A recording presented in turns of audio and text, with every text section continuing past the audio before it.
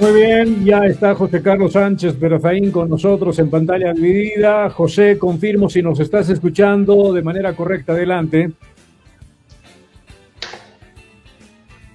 Aló, aló, ¿me escuchan? Hola, José. José, ¿nos estás escuchando? Nosotros te escuchamos a ti muy bien. ¿Tú a nosotros nos escuchas? Los escucho un poquito lento, pero los escucho. Ahora sí creo Perfecto. que ya no se va a caer el internet. Esperemos que Espero. así sea. José Carlos, empecemos, por favor. Dime tú, ¿qué cercanía tienes tú por el apellido con Sánchez Berazaín, conocido como el Zorro? Y si esta cercanía familiar obviamente es algo que te incomoda a ti como candidato en este momento, por favor, adelante. Bueno, la verdad es que estoy acostumbrado a esas confusiones, ¿no? Hay una anécdota del 2008 que incluso mandaron a prenderme en el Hotel Cortés, los del gobierno. Cuando fue la policía, pues no me hicieron nada porque no era la persona a la que estaban buscando. Ahora hay que aclarar unos elementos, ¿no? La familia Vera Saín tiene su origen en Valle Grande, justamente, y es el apellido de mi mamá, es con B chica y con A, Vera Saín. Y hay otros apellidos de Sucre que son parecidos, son Verazaín con B grande, hay otros de Yacuiba que son con B grande y sin A, entonces más o menos se dividen en tres familias que no tienen relación de parentesco entre sí.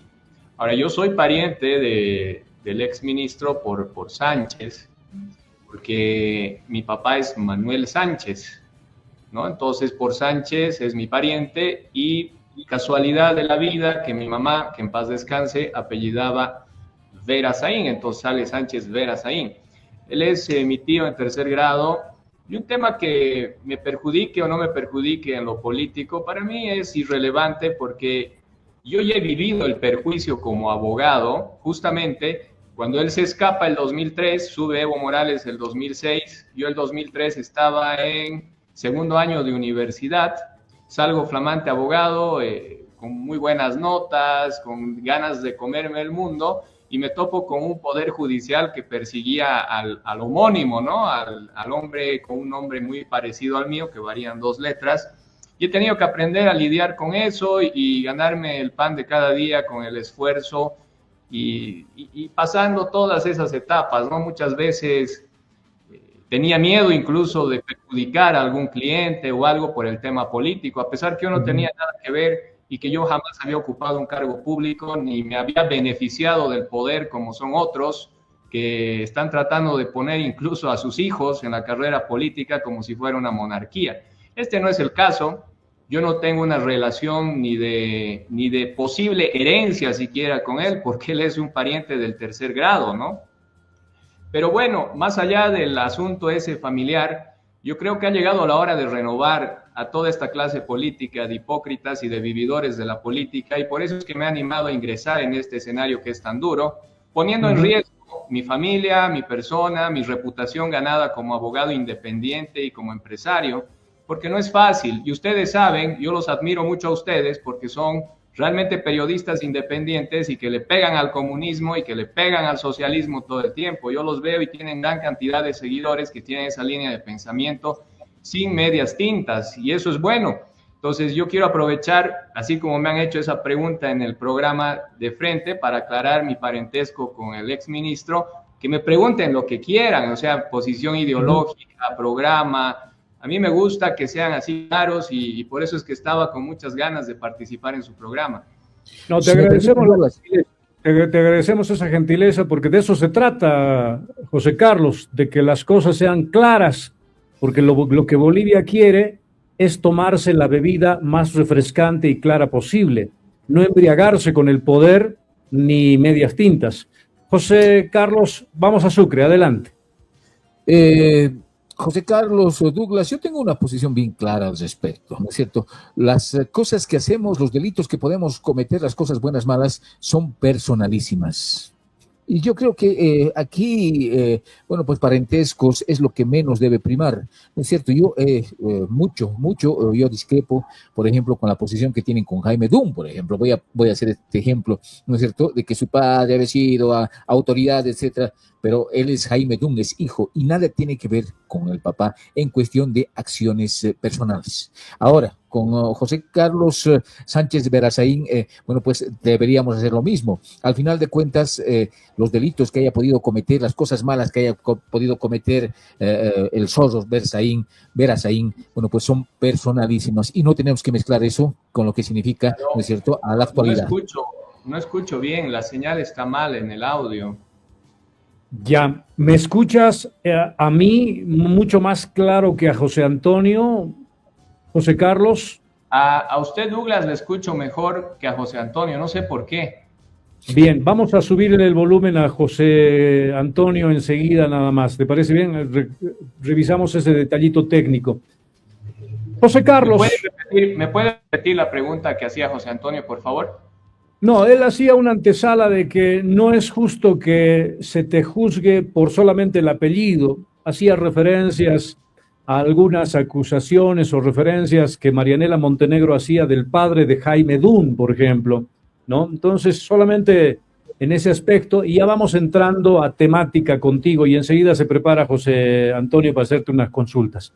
Te pregunto, José Carlos, para muchos eres nuevo en política, sin embargo, tú ya has tenido un acceso a la política a través del partido de un ex masista, el señor Félix Pazzi, el tercer sistema. Esto de alguna u otra manera es también observado por toda la ciudadanía, nuestra audiencia también, y de seguro también es una piedra en tu camino. Háblanos de esa etapa de tu vida, por favor. Claro que sí. A ver, primero, nosotros hicimos, y digo nosotros, con mi equipo político y de asesores, una campaña de prueba que es la de gobernación en Cochabamba el 2021. Yo decidí de un día al otro iniciar esa prueba, porque fue una campaña de prueba que sabíamos que yo no tenía ni Facebook personal, siempre trabajé a puerta cerrada como abogado, creo que di una entrevista sobre un tema constitucional alguna vez en mi vida, pero nada más, entonces era un completo XX en el tema político. Entonces decidimos entrar a esa campaña de prueba el 2021, de un día al otro. Hubieron muchas oportunidades de partidos, incluso en mi bufete de abogados vinieron a reunirse varias de las fuerzas políticas con sigla para que yo sea el candidato. Y ahí tuve mi primer choque con la clase política de siempre, donde algunos pedían dinero, otros pedían puestos en la Asamblea Legislativa ante la posibilidad de que yo sacara algún asambleísta. Y el único partido que el 2021 me invitó sin pedir nada a cambio fue el tercer sistema. Esa es una realidad y eso lo tiene que saber el país entero. Entonces participé como invitado a la candidatura a gobernación. En la primera encuesta salí con 0, no tenían ni mi foto las encuestadoras, la campaña la empecé tarde, fue una campaña de 3 semanitas nada más la semana de veda electoral que no se puede hacer campaña, serían 4.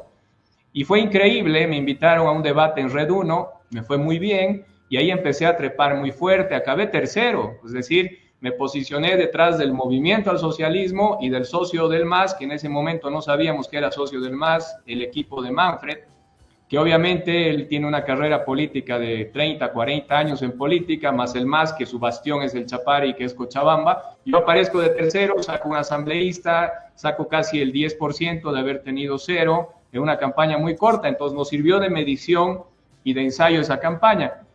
Les hago esta introducción porque es como yo ingreso al escenario político para hacer la prueba como candidato. Ahora, si me hubiera quedado en 0 o en el 1%, tengan por seguro que yo hubiera dejado la actividad política como candidato, me hubiera quedado a ser asesor legal o algún tipo de asesoramiento por afuera, ¿no? Pero tenemos ese ensayo, tenemos casi 100,000 votos que han ido directamente a mi persona en Cochabamba el 2021, hemos continuado trabajando y ese es un colchón electoral interesante. Entonces, en retribución yo continué trabajando con el movimiento Tercer Sistema, estudié su ideología y es bueno adelantarles y hacerles notar que si bien el fundador y presidente del partido ha sido exministro de Evo, el Tercer Sistema tiene una ideología donde se habla de autodeterminación de los pueblos, libertad y soberanía. Entonces Entonces yo lo hubiera situado en un centro derecha con ese discurso.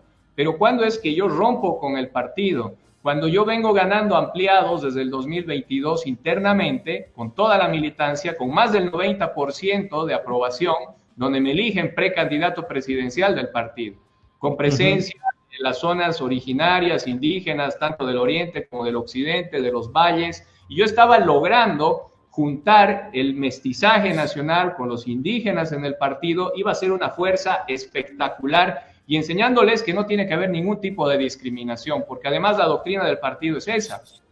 Pero llegamos al 7 de septiembre del año pasado y llaman a un ampliado donde tenían que hacer, en La Paz, donde tenían que hacer que se refuerce el partido, porque al final es un partido chico y obviamente la dirigencia nacional tenía miedo de perder la personería y buscaban alianzas. Pero ¿qué me encuentro ahí? Me encuentro con que iban a defender, sin respetar las decisiones de las bases, el statu quo. Es decir, al presidente nacional le gusta el MAS, y de pronto lo dice frontalmente ese día, e invita a varios masistas a ese ampliado, y eso a mí no me gustó. Entonces, cuando a las bases le decimos, ¿qué está pasando? Estamos creando algo nuevo donde buscamos libertad, soberanía, autodeterminación, que no haya ningún tipo de discriminación en el país, y nos trae un montón de reciclados del movimiento al socialismo. Algunos de ellos incluso han estado en la cárcel.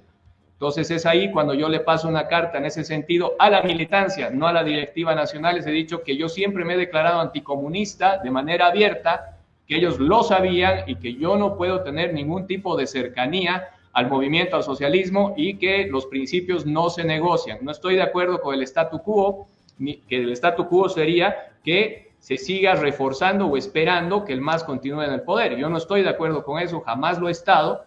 Y ese ha sido el principal motivo por el que me he alejado. Por otro lado, al ser anticomunista y ellos tratar de tener un acercamiento con el MAS y además no respetar las decisiones de las bases internas del partido, es que yo ahí decidí y dije, bueno, si no tengo que participar en la elección nacional porque no voy a tener sigla, pues prefiero hacerlo, porque no me voy a manchar yendo en contra de mis principios. O sea, no me puedo someter porque ellos en ese momento tengan una mejor posición, porque estén en el poder, porque tengan más de 600,000 funcionarios públicos que los apoyen a la fuerza, no me puedo someter. He preferido en ese momento, en septiembre, incluso dejar de momento la política al quedar sin sigla, porque hay que ser serios.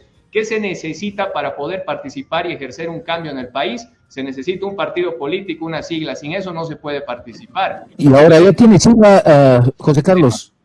Sí. Ahora ya tiene sigla para participar. Sí, pero es una historia, ¿no? Porque en septiembre yo quedo fuera y es ahí cuando me conectan con la gente de Bolsonaro del Brasil que me habían venido haciendo seguimiento, David Cejas, Anelín Suárez, y me preguntan qué opino del conservadurismo, porque mi discurso siempre fue de libertad, incluso estando en el tercer sistema, que también tiene un discurso de libertad, pero a la hora de las alianzas se quiso inclinar hacia la izquierda y eso a mí no me gustó. Y eso a mí me ha servido de prueba de que toda tercera vía, como dice Milei, como dice Agustín Laje, como dicen todos los intelectuales que le están dando la lucha por medio de la batalla cultural, toda tercera vía al final, miren, lo hemos vivido ahí en el tercer sistema, se tira a la izquierda. Entonces, ¿en qué queda el discurso de libertad? ¿En qué queda el discurso de soberanía y de autodeterminación? Entonces, eso ha servido también como base en mi formación para ya no darles ni un milímetro a estos tipos que se encubren. Y es el caso de Carlos Mesa, que se ha declarado socialista, es el caso de Tuto Quiroga, que es demócrata en Estados Unidos y en otras partes, que quiere pintar de derecha aquí. Todos esos al final negocian con el masismo, negocian con el comunismo y están cerca al socialismo, lo mismo que Patxi. Ustedes me cuestionan por haber avanzado con el tercer sistema y con Patxi haber sido ex ministro de Evo. Ahí lo tienen a Tuto, socio de Evo, lo ha hecho escapar el 2019. Carlos Mesa también su socio en la lucha del MAS. Se han dado amnistía unos a otros, negocian por debajo de la mesa, el país se olvida. Todas esas traiciones me han impulsado a entrar en política. José Carlos, no es que nosotros te cuestionemos el que hayas sido parte del partido de Félix Patxi, no, para nada. Nosotros queremos tener un acercamiento contigo y con todos, pero en el caso tuyo es más que todo para conocerte, ¿no? Ajá. Y a través de conocerte, lograr que la gente te conozca también, ¿no? Yo también he entrado en política en algún momento y obvio que para entrar en política necesitas un vehículo llamado partido político, si no, no haces nada. Otra cosa es con guitarra, ¿no? Y la gente tiene que entender eso. O sea, tú te unes a Patxi por su lineamiento, por todo lo escrito, pero el papel aguanta todo. Las personas obviamente incluso traicionan a sus propios documentos. Pero masista, si se nace masista, se muere masista en el caso de Félix Patxi. Tú te das cuenta de esto y empiezas a hacer lo tuyo. Empiezan a visualizarte en el exterior. Has hablado de Bolsonaro, has hablado de Laje, pero ¿qué de Bolivia, hermano mío? ¿Qué partido, qué sigla te acompaña? ¿Ya estás en la condición de que Bolivia se entere qué sigla te da su paraguas para protegerte, para promocionarte? Todavía, de acuerdo a un tratado interno, no podemos revelar cuál es la sigla que nos va a dar el paraguas para poder participar como Frente Conservador Boliviano. Ya. Pero este es un tema que todavía estamos dentro de los plazos que da la ley 1096 y el Tribunal Supremo Electoral. No nos olvidemos que la convocatoria tiene que salir en abril. Entonces la inscripción para las candidaturas todavía va a ser en abril. Tenemos un corto tiempo que va a pasar muy rápido, pero estamos sumando estructuras y estamos invitando a gente de renovación para que se sumen a este proyecto. Todavía no puedo decir cuál es la sigla. Incluso... Respetamos la respuesta porque falta definir si en lo formal vamos a hacer la alianza para que se llame Frente Conservador Boliviano o vamos a ir con el nombre de la sigla. Ya, perfecto. Yo respeto tu estrategia y respeto los acuerdos internos, está bien, pero de que tienes tu sigla y puedes correr, eso está claro. No eres un candidato que no tiene sigla. No, vamos a correr. La participación en el 2025 es un hecho.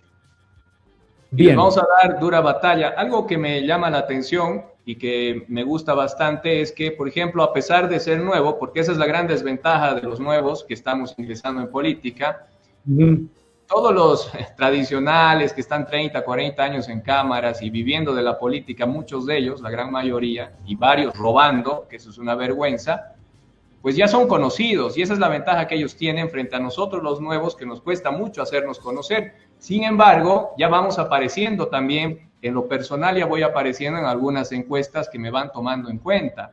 Es interesante analizar una, no sé si han tenido acceso, ha salido en varios periódicos, de marzo o abril del año pasado, donde hacen una medición de la renovación política y en primer lugar aparece Andrónico Rodríguez con un 30 y tantos %, y lo que me gustó mucho es que en esa sí me tomaron en cuenta, era un trabajo de universidades públicas en el eje troncal, y yo aparecía con un 23, 22%, o sea, más de 15 puntos de distancia de Andrónico, y seguido detrás de mí, muy cerquita, el ministro de Gobierno del Castillo, y detrás de él Eva Copa. O sea, en ese escenario que hicieron el estudio, el único que era de oposición de los cuatro, que no es comunista, era yo. Entonces eso a mí me ha dado mucha esperanza también para continuar trabajando. Claro. Por ahí se las voy a pasar. Está de todas maneras en medio. José Carlos. Entonces... Ahora, ¿sí? José Carlos, si me permites, tengo entendido que has sido invitado a la posesión de Donald Trump, donde has asistido con Anelín Suárez, etcétera. Pero eso te da un poco de margen como para crecer políticamente. Esa pregunta entrecortada. A ver, ahora sí le voy a dar más, si me ayuda, Douglas, ¿está bien? Ahora sí, ¿me escuchas, José Carlos? ¿Verdad? Si le puede trasladar esta pregunta, Douglas, por favor. En caso de que... No te preocupes. Por favor, usted va a tener que repetirme la pregunta porque no sé yo te por la qué hago. la cuestión de... En caso, no se escucha. Douglas, en caso de que José Carlos Sánchez Verazaín no logre ascender en las encuestas para una posible victoria en las próximas elecciones 2025, él va a seguir con su candidatura gestándole o dividiendo el voto como lo han hecho otros, o es que directamente se va a bajar de su candidatura para apoyar al mejor posicionado. Si va a tener ese desprendimiento, si le puede usted trasladar esta pregunta, Douglas, por favor. Bien, José Carlos, te traduzco, te lo traduzco, digo yo, el tema de la pregunta. A ver, José Antonio tiene una consulta. En el caso de que las encuestas no te favorezcan, ¿estás dispuesto a retirar tu candidatura o optarías por aliarte a alguien para subir su caudal de votos con la gente que te apoya? A ver, ahí tenemos que saber diferenciar dos tipos de encuestas, ¿no? Las encuestas que sean creíbles y las que no sean creíbles. Porque ahorita vemos todo un mix donde ponen a los candidatos que quieren y a los que no quieren no los ponen y van dirigiendo por ahí el caudal de votación. Es una estrategia ya antigua que la conocemos. Lo mismo que pasó con el voto útil, que al final fue un voto inútil, que nos decían el segundo sí o sí es Carlos Mesa. Lo mismo van a tratar de hacer ahorita.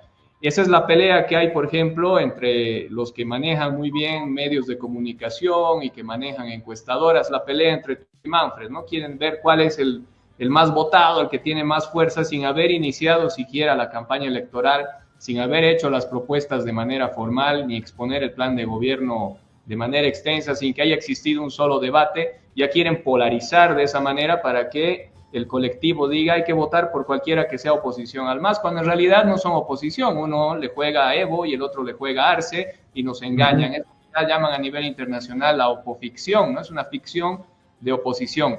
Ahora, respondiendo a la pregunta, yo voy a ir hasta el final y pienso que vamos a dar una gran sorpresa, porque la manera de hacer campaña tiene que ser franca, tenemos que ir a los debates, tenemos que exigir igualdad al Tribunal Supremo Electoral. No vaya a ser que una vez en carrera escojan quienes van a los debates, porque son muy valientes por redes diciendo que el robot de Tuto Quiroga, que es un memorión, está preparado para gobernar Bolivia. Yo discrepo totalmente con eso. Y son muy capos que cuando tarda, porque es lento para hablar Manfred, digan que es un retrasado mental. A los gallos se ve en cancha, no podemos dejarnos guiar por la prensa o por las redes. Hay que exigir igualdad para todos los candidatos. Es decir, cuando haya debates, todos los candidatos que estén legalmente inscritos tienen que ser invitados, porque yo ya lo he vivido en el tema de la gobernación. A mí me han invitado solo a un debate, que fue de Red 1. Al resto, de Unitel y de otros medios, no me han invitado después de mi primer debate en Red 1, porque así es como manipulan, evitan que la gente y los candidatos nuevos se hagan conocer.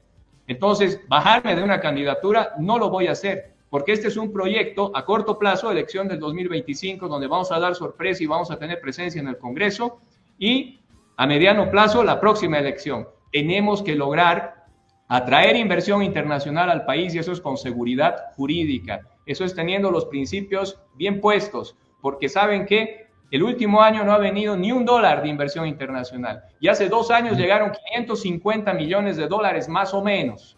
¿Qué está pasando en Bolivia? Una de las razones es que no tenemos dólares, la inseguridad jurídica, más allá del pésimo manejo económico que ha hecho Luis Arce y Evo Morales. José Carlos, te voy a hacer varias preguntas, necesito respuestas cortas para aprovechar el tiempo, digo yo. Estoy poniendo tu fotografía porque se congela la imagen y que yo necesito que la gente vea también tu comunicación no verbal, ¿ya? José Carlos, ¿tú necesitas de la política para seguir viviendo o la política necesita de ti? Yo no necesito de la política, nunca he vivido de la política, nunca he ocupado un cargo público, y lo que quiero es aportar como una nueva alternativa de pensamiento, de visión económica, de seguridad jurídica al país. Si quiero aportar es porque pienso que el país necesita gente que piense como nosotros pensamos en el Frente Conservador. Bien, ahora, en el Frente Conservador tú dices, ¿cuál es la propuesta de este Frente Conservador para Bolivia? En síntesis, ¿no? La frase que todos conocemos a nivel mundial: Dios, patria, familia y libertad. Es importante que vuelva la religión, es importante que se respete a la patria, y la familia es el núcleo esencial, y sin economía la familia se disgrega, se va el papá, se va la mamá a buscar oportunidades al exterior, y eso tiene que dejar de suceder. Tenemos que generar fuentes de trabajo, y en lo económico es la libertad. Tenemos que atraer inversión internacional, vamos a bajar los impuestos, vamos a aumentar la seguridad jurídica para los inversionistas, el gravamen arancelario tiene que ser disminuido para las importaciones y tiene que mantenerse uno solo. Siempre doy este ejemplo: un auto en Bolivia cuesta más del doble que en otros países. ¿Por qué? Por la aduana, por el gravamen arancelario. Tenemos que ponernos a competir, tenemos que liberar las exportaciones. ¿Y saben qué? Con las relaciones internacionales que estamos construyendo a partir de Sudamérica, y estoy yendo a la posesión de Donald Trump el fin de semana, vamos a lograr el respaldo internacional necesario para sacar al país de este hueco económico que nos han metido los socialistas. Porque aquí es bien sencillo: O seguimos siendo amigos de Maduro o nos volvemos amigos de los buenos que tienen economía y que tienen que crecer un montón. Bolivia tiene que estar en ese mundo grande de la gente de bien para que atraigamos inversión de todas partes y no haya pobreza. La idea es generar que existan valores morales en el país, porque el movimiento al socialismo, al tener tendencia comunista, incluso son ateos. Ellos sostienen que el opio del pueblo es la religión. Entonces hay que juntar lo que es la economía con los principios y con eso vamos a salir adelante. Mira que debo decirte algo que yo siempre observo. Tú eres el primer candidato en este programa que me habla en esta coyuntura 2025 de Dios, patria, hogar, Dios primero. Justo cuando tú me decías eso, el número de nuestra audiencia era 333. Por algo será, se los dejo ahí. Ha sido invitado a la posesión del señor Donald Trump. ¿Lo conoces personalmente a Trump o Trump te conoce a ti para haberte invitado? No, no lo conozco personalmente. Yo creo que va por la línea ideológica, ¿no? Hay un tema aquí que él es conservador y él es el que ha impulsado el movimiento conservador desde hace algunos años, dándole impulso a los CEPAC, ¿no? Ya estuve yo en un CEPAC en diciembre en Buenos Aires, que fue organizado por el gobierno de Milei. Ahí tuve la oportunidad de conocer a varios conservadores como Santiago Abascal de España, Verástegui de México, he estado con Eduardo Bolsonaro de Brasil y otros que son muy importantes, Vitar de Venezuela.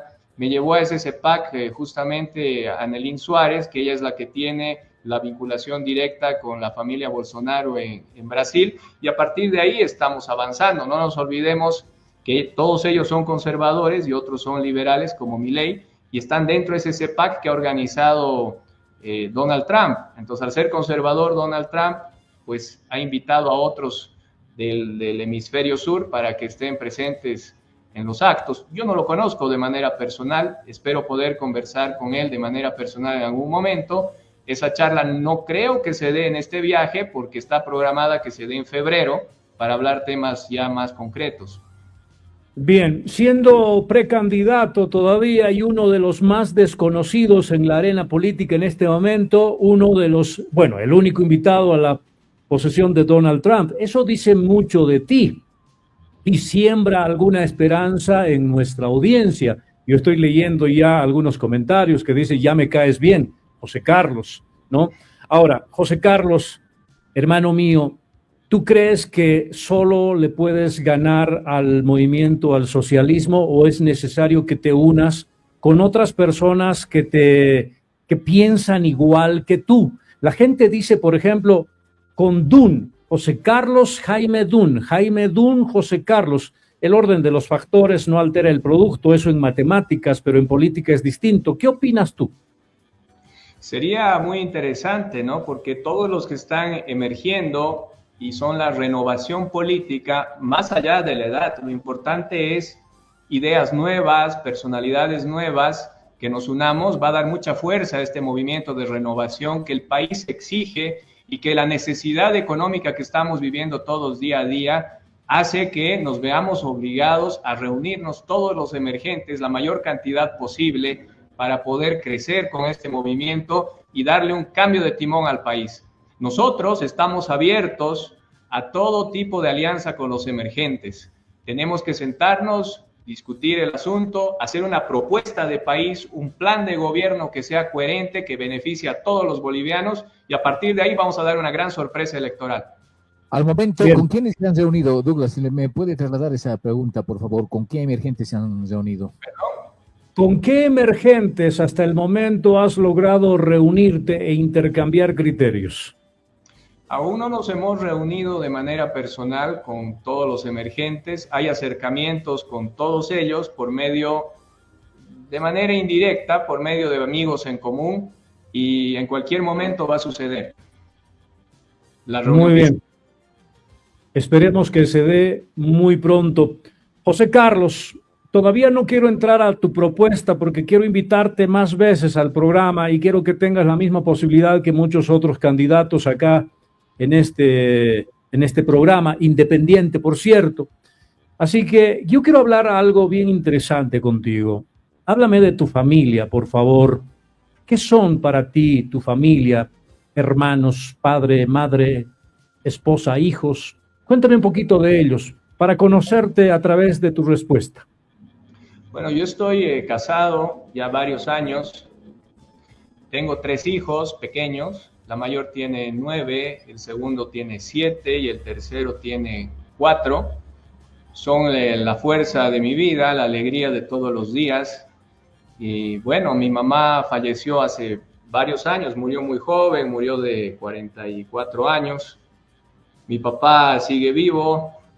Yo soy el mayor de todos los hijos. Tengo una hermana que me sigue con 2 años, un hermano menor con 5 años menor que yo, y tengo una hermana mucho menor que es media hermana en realidad, que tiene 20 y tantos años. Y esa sería la familia, ¿no? Mi padre es un tipo muy peculiar, es un tipo muy, muy duro, nos ha criado de una manera dura, pero siempre ha estado a nuestro lado para apoyarnos. Él ha sido el primero en decirme: ¿a qué te metes en política? Vas a arruinar tu vida, ¿no? Entonces, apoyo de ese lado nunca he tenido. Ahora que ha ido avanzando un poquito, que ya me conocen un poquito más en el país, bueno, por lo menos ya se calla, digamos, no deja de molestar con eso. Pero tengo el apoyo total de mi esposa para que continúe con este plan, porque ella es una de las personas que cree que voy a lograr los cambios que necesita el país. Teniendo una linda familia, teniendo una profesión que te mantiene estable económicamente, teniendo todo lo que muchas otras personas quisieran tener, incluso políticos que dejando de ser políticos no tienen un trabajo, ni siquiera una profesión, ¿por qué te metes a la política, Carlos? Porque me gustan los desafíos. Yo siempre he ejercido un liderazgo muy fuerte desde el colegio, desde kinder. Mis compañeros lo saben, lo conocen. Yo estudié en el colegio La Salle. Siempre he sido el líder de todas las actividades y me gustaban los desafíos. Hemos salido campeones en música, en fútbol, en banda estudiantil, etcétera. Y yo pienso que tenemos que tener todos los bolivianos un compromiso. Más allá de que tengamos nuestra vida ordenada y estemos tranquilos, tenemos que inmiscuirnos un poquito en política, porque lastimosamente los delincuentes de siempre han sido los que han gobernado el país y por eso no ha crecido. Hay que dar el ejemplo. Basta de mirar al político y verle la frente y que diga maleante. La gente piensa eso en la calle. Yo también pensaba eso, porque lo que han hecho es entrar pobres y salir ricos. Ponen funcionarios que no funcionan y servidores públicos que no sirven. Eso es lo que hay que cambiar. Quiero dar el ejemplo y quiero llamar a la gente que no esté interesada en política a interesarse, porque por culpa de los que no nos interesamos, nos gobiernan los que nos gobiernan. Miren, a ver, Evo Morales, presidente, Luis Arce, puro incompetentes, con ayuda internacional del castrochavismo, con plata financiada para sus campañas y que nadie les pueda decir nada. Qué difícil es entrar en las cadenas grandes de televisión, por ejemplo, nos bloquean porque no les gusta escuchar estas cosas. En cambio, en programas independientes como el de ustedes, se puede decir lo que uno piensa y sus preguntas son muy interesantes. Yo me he dado un plazo, tengo 41 años, este año voy a cumplir 42. Si no he logrado ejercer un cambio en Bolivia hasta que tenga 50 años, de alguna manera aportar a mi país que me ha visto nacer y que estoy aquí, pues voy a dejar la política. Si no hay un resultado fuerte hasta mis 50 años, voy a poder retirarme y decir, lo intenté. Intenté poner mi grano de arena al país, se pudo, no se pudo, veremos qué es lo que pasa. Tengo todavía 9 años.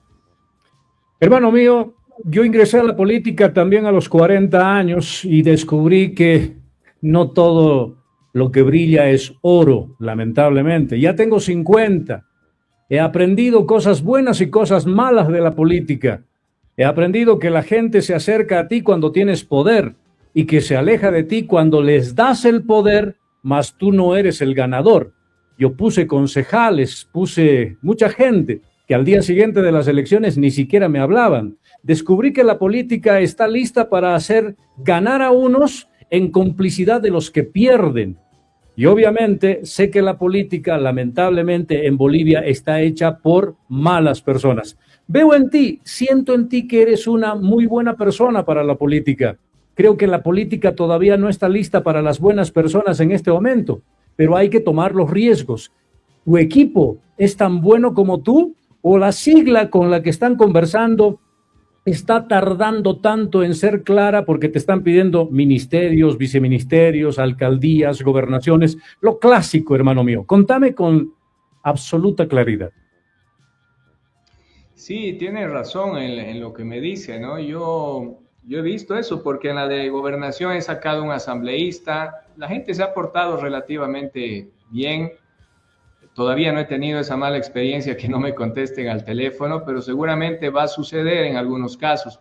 La gente que me rodea aparentemente es muy buena, estoy seguro de muchos de ellos, del grupo más cercano sobre todo, que son gente que tiene principios y valores. En base a ese detalle es que tenemos que seguir avanzando. La posibilidad de que alguno que otro juegue sucio es como en todo en la vida, ¿no? En el derecho, en las empresas. En cualquier tema el ser humano suele flaquear, suele ser débil, pero hay que continuar para adelante. El equipo que estamos conformando, porque todavía no está terminado de conformar, es muy bueno y estamos llamando a gente de renovación que va a seguir fortaleciendo este frente, este movimiento. Muy bien. Una al final. ¿Te consideras un Milei para Bolivia? Yo creo que Milei solamente hay uno, ¿no? Todos esos que andan tratando de copiar, hasta hablando malas palabras, se equivocan porque no son originales. Milei hay solo uno y hay que ver las medidas económicas que él está tomando, las que están funcionando muy bien. Por ejemplo, el riesgo país de Argentina, que estaba casi en 3.000 puntos, ya ha bajado a 550, es increíble. La inflación la ha detenido, a pesar de que la inflación más grande todavía de Latinoamérica es Argentina, él está logrando mejorarla, la que le sigue es Venezuela, que es un desastre económico. Nosotros tenemos una inflación de casi el 10%, 9.8 más o menos, estamos yendo al abismo, se ha encarecido todo un 60%, no tenemos dólares. Creo que hay que tomar el ejemplo argentino en cuanto a las medidas de libertad económica. Yo no me considero un Milei, ni me considero un Bolsonaro, ni un Trump. Yo soy José Carlos Sánchez, cochabambino, boliviano, y voy a mantener mi identidad. O sea, esos que tratan de emular a otros, me parece que les falta personalidad, y eso es una pena, ¿no? Para un líder sin personalidad queriendo imitar a otros, no sirve. Bien, la última. ¿Cómo te sientes, José Carlos, al haber sido nombrado por Marianela Montenegro como uno de los candidatos que merece su confianza? Marianela Montenegro tiene señalados a todos, llamándolos como las pulgas del mismo perro, desconfiando de toda la clase política. Sin embargo, cuando le preguntamos ¿y quién?, ella dijo: el único que me parece correcto es José Carlos Sánchez Berazzaín. ¿Cómo recibes esto? Bueno, para mí es un honor, de verdad se los digo, porque ella es una luchadora. Andaba hace años ya hablando de George Soros y de otros personajes a nivel internacional. El tiempo ha ido pasando y se ha visto que tiene razón, ¿no? En este momento existen complots internacionales donde tienen sus candidatos favoritos, que seguramente en otra entrevista vamos a ir desglosando. Pero para mí ha sido un honor el enterarme que la doctora Marianela Montenegro haya hablado positivamente de mí. Yo le agradezco públicamente ese detalle y no le voy a defraudar ni a ella ni al resto de bolivianos que creen en mí, que creen que soy una opción distinta. No me voy a vender, no voy a negociar los principios jamás. Prefiero quedar fuera antes de ir en contra de lo que yo he dicho. Muy bien. José Carlos, gracias por tu tiempo, hermano mío. Yo creo que te has ganado enemigos y amigos, porque nadie es monedita de oro. Porque nadie tampoco le tira flores o piedras a un árbol que no da frutos. Así que vamos bien, vamos bien. Por lo menos por lo que yo percibo, mucha gente está atenta más que todo a tus respuestas. Y a mí me encantaría verte avanzar en el ámbito político, ya no solo, sino con un equipo de muchas personas que se parezcan a ti. Yo tengo varios amigos que se parecen a ti y que me gustaría verlos unidos en una sola opción política, ¿me entiendes? Porque Sí. creo que es el momento de que Bolivia sea gobernada por los mejores y las mejores hombres y mujeres.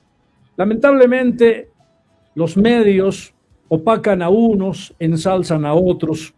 Los hijos de la pauta son en gran medida también los responsables del país en el que vivimos. Nosotros no comulgamos con esa estructura, nosotros queremos algo nuevo, pero si lo nuevo todavía no se fortalece, lamentablemente la única opción por el momento es votar por lo viejo conocido, pero esperemos que te fortalezcas, que el camino que todavía queda, que es muy poco tiempo por si acaso, sea el correcto para ti y para todo el equipo que te pueda acompañar.